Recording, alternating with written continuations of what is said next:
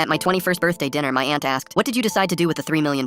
What $3 million? I asked. We were all sitting around our dining room table eating Mom's lasagna. The settlement money, Aunt Christy continued, looking confused. From the hospital accident when you were a baby. You were supposed to get all of it when you turned 21. My mind went completely blank. I had no idea what she was talking about. Mom and Dad started glaring at Aunt Christy, like they were telling her to remain quiet. Aunt Christy, I think you're confused, I said, trying to laugh it off as maybe a joke. I don't have any money, let alone $3 million. I work at Target. You never told him about the settlement? Aunt Christy asked my parents, starting to look pissed. Mom stood up fast and started clearing plates even though we weren't done eating. Christy, stop right now, she hissed. This is none of your business. Dad stood up too. Christy, you need to leave, now. But Aunt Christy wasn't backing down. When you were 1 year old, she said, turning to me, the hospital gave you the wrong medication. Your heart stopped. Your kidneys failed. You were in a coma for a week. Sarah, shut up, Mom screamed. Dad tried to grab Aunt Christy's arm, but she pulled away. He deserves to know, she shouted back. I saw Dad's water glass shaking in his hand before it spilled all over his pants. After you recovered, Aunt Christy continued quickly, your parents sued the hospital. They won $3 million. The money was put in a trust fund for you. Your parents were supposed to manage it until you turned 21, until today. I started thinking about my life. I have been working since I was 16, sharing a crappy apartment with 3 roommates so I could one day afford college tuition. My parents never helped with bills. They always claimed that they were struggling. Wait, I said, my brain finally catching up to what was happening. If there were $3 million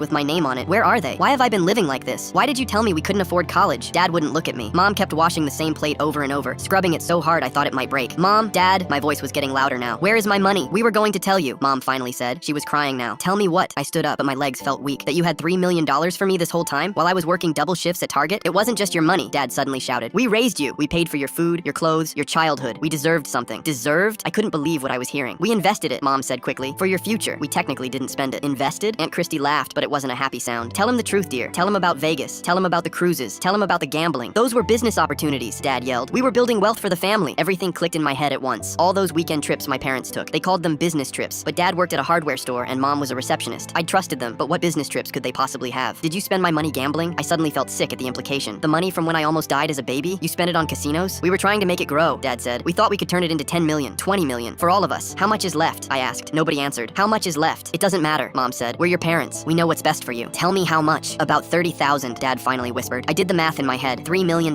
minus 30,000. They spent $2,970,000 of my money. You could have just left it alone, I said, my voice breaking. I could have lived securely. I could have gone to college. I could have had futures. But you chose slot machines over your own child. Mom sobbed harder, like that would make it better. You watched me struggle every single day, I said. Tears burned my eyes. You watched me come home exhausted. You watched me count quarters for gas. You watched me wear shoes held together with duct tape. And you were spending my millions on slot machines? The dining room felt like it was spinning. We're still your parents, Mom tried. No, I said. Parents protect their children. My parents wouldn't have stolen from me. Aunt Christy stood next to me. I've already called my lawyer, she told my parents. We're going to court. You're going to explain where every penny went, and you're going to pay it back. Dad's face went pale. We can't pay back $3 million.